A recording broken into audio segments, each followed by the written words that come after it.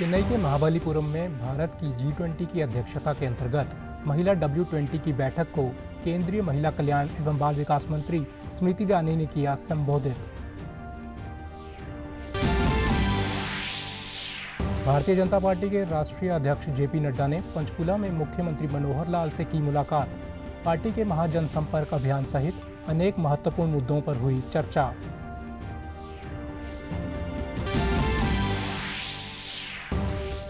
राज्य निर्वाचन आयोग के आयुक्त धनपत सिंह ने प्रदेश में होने वाले पंचायत के उपचुनावों की घोषणा की।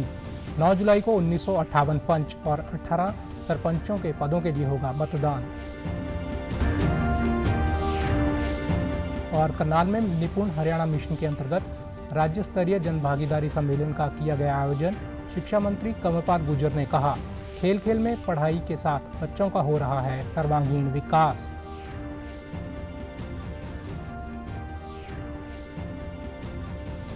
नमस्कार, मैं चंदन शर्मा। अब समाचार विस्तार से। चेन्नई के महाबलीपुरम में भारत की G20 की अध्यक्षता के अंतर्गत महिला W20 की बैठक को केंद्रीय महिला कल्याण एवं बाल विकास मंत्री स्मृति ईरानी ने संबोधित किया। इस बैठक में 95 देशों के प्रतिनिधि शिरकत कर रहे हैं। इसमें महिलाओं के स्वास्थ्य सहित अनेक महत्वपूर्ण मुद्दों पर चर्चा हुई। केंद्रीय मंत्री ने अपने संबोधन में कहा कि W20 के तहत किए जा रहे प्रयासों को 3 प्रमुख स्तंभ हैं। इसके अलावा उन्होंने कहा कि जलवायु परिवर्तन का सबसे बड़ा असर महिलाओं और बच्चों पर पड़ता है। जलवायु परिवर्तन की वजह से विस्थापित आबादी में 80% महिलाएं और बच्चे शामिल हैं। I would like to take the opportunity to reflect on 3 main pillars of the efforts undertaken by everybody in the family of W20. I still recall my first engagement with W20 when I spoke about the need to centralize the needs of women and children when it comes to issues of climate change and climate action. Why was such a deliberation begun? In 2018, alarm bells should have rung across nations, for there was a UN report which said that of the 80% who got displaced due to climate change, 80% were not men but women. That climate change brings not only devastation geographically, it also exposes women and children to health risks by disease or risks where access to service is limited. Bharatiya Janata party के राष्ट्रीय अध्यक्ष JP Nadda ने कल शाम पंचकुला में मुख्यमंत्री मनोहर लाल से मुलाकात की।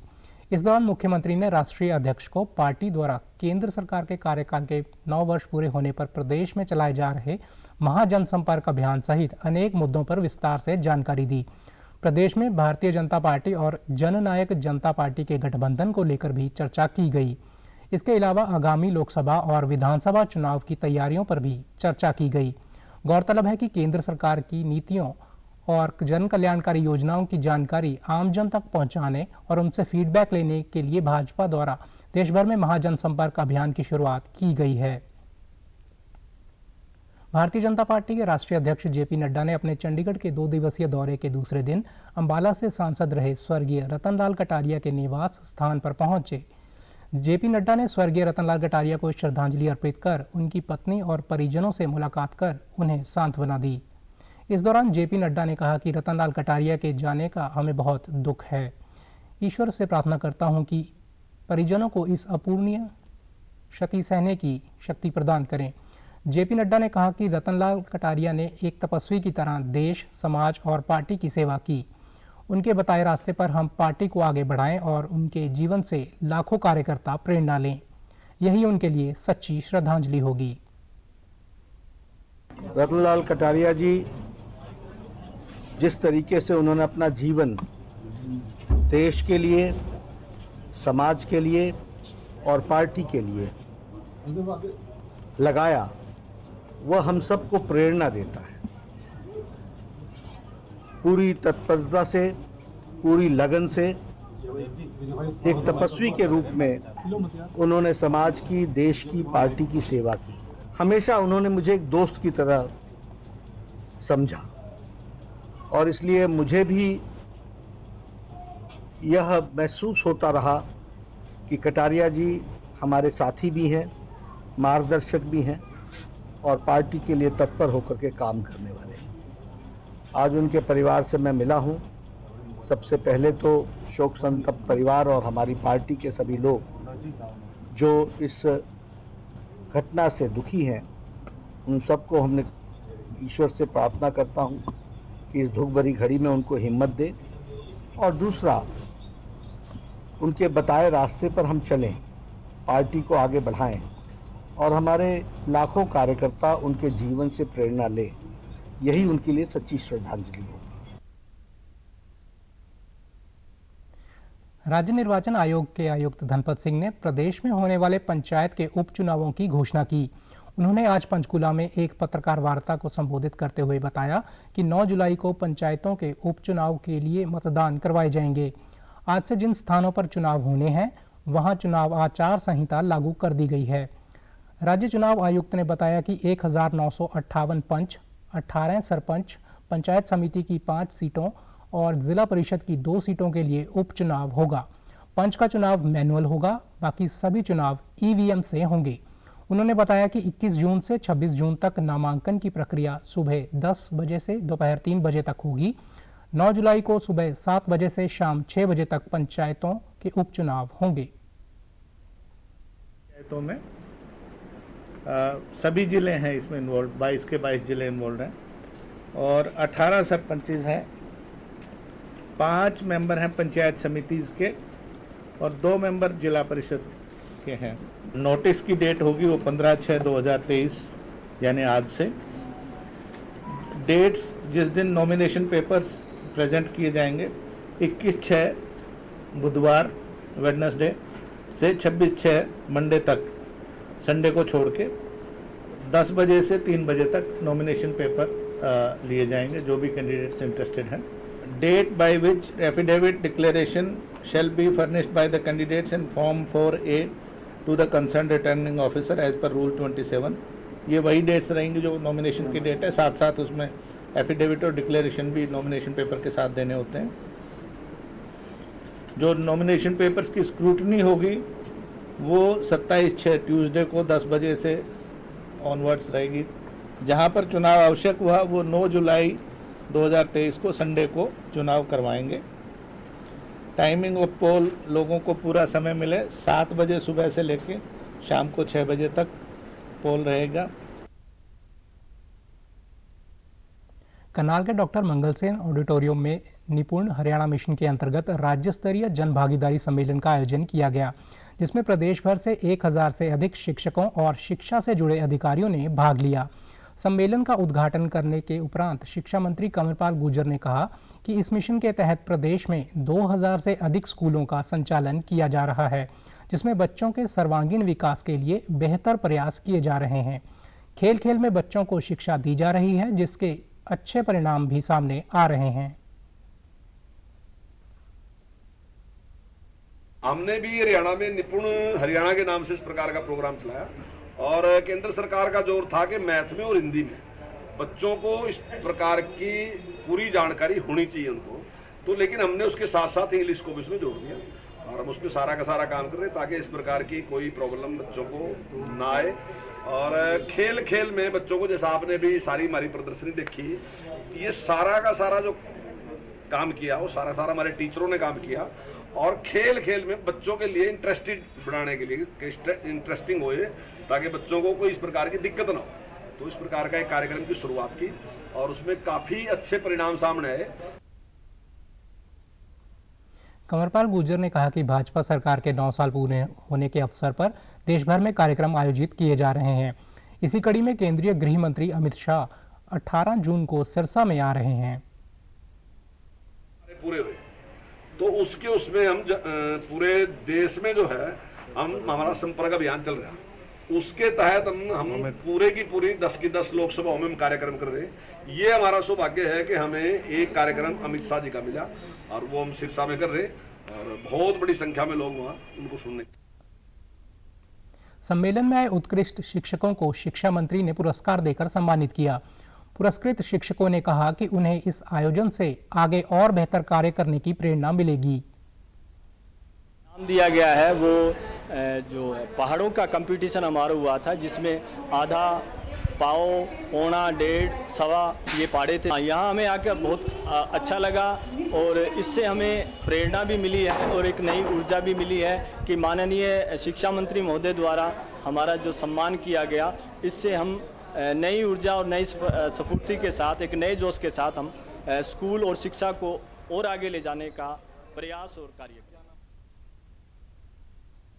मुख्यमंत्री के सलाहकार देवेंद्र सिंह ने कल चंडीगढ़ में सीएम विंडो ग्रीवेंसेस की समीक्षा बैठक की अध्यक्षता की। उन्होंने कहा कि सीएम विंडो जो शिकायतें मुख्यालय स्तर पर पेंडिंग हैं, उन्हें 1 सप्ताह के भीतर निपटाया जाए। यदि 1 सप्ताह तक मुख्यालय स्तर पर समाधान नहीं किया जाता तो इसके लिए संबंधित विभाग के नोडल अधिकारी जिम्मेदार होंगे और उनके खिलाफ सख्त कार्रवाई की जाएगी। उन्होंने कहा कि यदि किसी शिकायत पर जांच के बाद एफआईआर दर्ज होती है और उस केस में रिकवरी होनी है तो उस रिकवरी को तुरंत करवाया जाए। सीएम विंडो पर दर्ज किसी भी शिकायत पर जांच होने के बाद फील्ड से रिपोर्ट आने पर मुख्यालय स्तर पर उस पर तुरंत फैसला लिया जाए। उन्होंने इस दौरान शहरी स्थानीय निकाय विकास एवं पंचायत और गृह विभाग के अधिकारियों को शिकायतों की प्रेजेंटेशन तैयार करने और उनका रिव्यू कर रिपोर्ट देने के निर्देश दिए। उन्होंने कहा कि यदि किसी शिकायत पर कार्रवाई हो चुकी है तो उसकी रिपोर्ट पोर्टल पर अपलोड की जाए। भारत की अध्यक्षता में हो रही G20 की बैठक के अंतर्गत अंबाला छावनी के केंद्रीय विद्यालय में G20 में जन भागीदारी बढ़ाने के लिए एक कार्यक्रम का आयोजन किया गया, जिसमें विभिन्न स्कूलों के अध्यापकों और प्राध्यापकों ने भाग लिया। यह कार्यशाला नई शिक्षा नीति पर आधारित थी। प्रधानाचार्य अमित अरोड़ा और राजेंद्र कुमार ने बताया कि इस बार G20 बैठक में शिक्षा के स्तर को और ऊपर उठाने के लिए पर चर्चा की जा रही है। उन्होंने कहा कि हमारे लिए सौभाग्य की बात है कि प्रधानमंत्री ने शिक्षा के क्षेत्र में कमियों को दूर करते हुए नई शिक्षा नीति लाए हैं। यह नवनिर्माण भारत में काफी सहायक सिद्ध होगी। G20 ने इस बार एजुकेशन का मुद्दा भी उठाया है और इस मुद्दे में जो क्वालिटी ऑफ एजुकेशन है, जो क्वालिटी ऑफ टीचर्स है, जो ट्रेनिंग ऑफ टीचर्स है, जो स्किल बेस्ड टीचिंग है, इसको एक अहम मुद्दा उठाया है। इसी चीज़ को भारत सरकार ने जो न्यू एजुकेशन पॉलिसी है उसमें भी पहले से ये इम्प्लीमेंट कर दिया। अब न्यू एजुकेशन पॉलिसी सिर्फ आपको ये नहीं बताता कि आपको शिक्षा के अकॉर्डिंग कैसा बनना है, आपको एक अच्छा इंसान, एक देश के लिए आप उसमें कितना इन्वॉल्व हो सकते हो, कितना अपने आप को जोड़ सकते हो, इस पॉइंट को वो ज़्यादा एम्फेसाइज कर रहे हैं। नई एजुकेशन पॉलिसी बहुत ही बढ़िया पॉलिसी है। ये चीज़ों को काफ़ी डिटेल में प्लान अप किया गया है। जो इसका ये पार्ट है कि रूटेडनेस इन इंडियन इथोस, वो वाला हिस्सा, और इसका एक हिस्सा है जिसमें बच्चों के मॉरल डेवलपमेंट की भी बात की गई है। What to do right from beginning, ये हिस्सा भी लिया गया है। उन्हें ठीक चीज़ों को करने की आदत शुरू से ही पड़ेगी। वहीं अध्यापकों ने बताया कि नई शिक्षा नीति बेहद कारगर है। बच्चों में मोरल वैल्यू को बढ़ाना जरूरी है। उन्होंने कहा कि प्रधानमंत्री नरेंद्र मोदी ने शिक्षा के क्षेत्र में बेहतर कार्य किया है। बताना बहुत ज़रूरी है। अब जब हम एजुकेशन तो दे रहे हैं लेकिन मोरल वैल्यू नहीं दे रहे, उसका कोई फ़ायदा नहीं जब बच्चे में मोरल वैल्यू नहीं होगी। बच्चों को एजुकेशन के साथ साथ मोरल वैल्यू की भी बहुत ज़रूरत है, जिस वजह से जितने भी क्राइम आजकल के टाइम में हो रहे हैं वो क्राइम्स भविष्य में ना हो, इसलिए ये NEP 20 का ऑर्गेनाइजेशन किया गया है और हमें इस वर्कशॉप में आने से बहुत कुछ सीखने को मिला। जी ने भी ये जो NEP 20 का ऑर्गेनाइजेशन किया है या जो ये नेशनल एजुकेशन पॉलिसी बनाई है, इसके लिए हम उनका बहुत बहुत धन्यवाद करेंगे। इससे हमें भी बहुत कुछ सीखने को मिलेगा। भारत की अध्यक्षता में हो रही G20 बैठक के अंतर्गत हिसार कैंट स्थित केंद्रीय विद्यालय में 1 दिवसीय जागरूकता सेमिनार का आयोजन किया गया, जिसमें विद्यालय के पूरे स्टाफ सहित बच्चों, अभिभावकों और शहर की जानी मानी हस्तियों ने भाग लिया। इस सेमिनार का उद्देश्य शिक्षकों, बच्चों और अभिभावकों में G20 को लेकर जागरूकता पैदा करना है। इस दौरान नई शिक्षा नीति पर मुख्य रूप से चर्चा की गई। साथ ही विद्यालय के उप प्रधानाचार्य बजरंग लाल ने G20 की उपयोगिता पर विस्तार से प्रकाश डाला। इसके अलावा शिक्षा नीति के मुख्य बिंदु FLN यानी बुनियादी साक्षरता और संख्यात्मकता पर भी विस्तार से विचार विमर्श किया गया।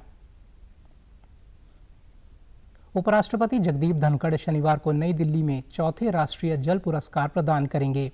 जल शक्ति मंत्रालय ने चौथे राष्ट्रीय जल पुरस्कार 2022 के लिए कुल 41 विजेताओं की घोषणा की है। प्रत्येक पुरस्कार विजेता को प्रशस्ति पत्र और एक ट्रॉफी से सम्मानित किया जाएगा। यह पुरस्कार सरकार की जल समृद्ध भारत की परिकल्पना साकार करने के लिए विभिन्न व्यक्तियों और संगठनों के अच्छे कार्यों और प्रयासों को प्रोत्साहित करने के लिए दिए जाते हैं। यह लोगों को पानी की उपयोगिता और जल के महत्व के बारे में जागरूक करने का प्रयास है। अंतर्राष्ट्रीय योग दिवस के उपलक्ष्य में महेंद्रगढ़ आयुष विभाग की ओर से योग जागरण यात्रा निकाली गई। जिला आयुर्वेद अधिकारी डॉक्टर शशि बाला ने बताया कि योग को हर घर तक पहुंचाने के उद्देश्य से यह यात्रा निकाली गई है। वहीं जिला आयुर्वेदिक अधिकारी ने बताया कि योग प्राचीन परंपरा एवं संस्कृति की अमूल्य देन है। योगाभ्यास शरीर, मन, विचार, आत्मा, संयम एवं पूर्णता की एकात्मकता तथा मानव प्रकृति के बीच सामंजस्य प्रदान करता है। योग केवल व्यायाम ही नहीं है, बल्कि स्वयं के साथ, विश्व और प्रकृति के साथ एकता खोजने का भाव है। योग हमारे जीवन शैली में परिवर्तन लाकर हमारे अंदर जागरूकता उत्पन्न करता है। इस वर्ष हरियाणा में योग को घर घर तक पहुंचाने के लिए अथक प्रयास किए जा रहे हैं। समाचारों में आज इतना ही। नमस्कार।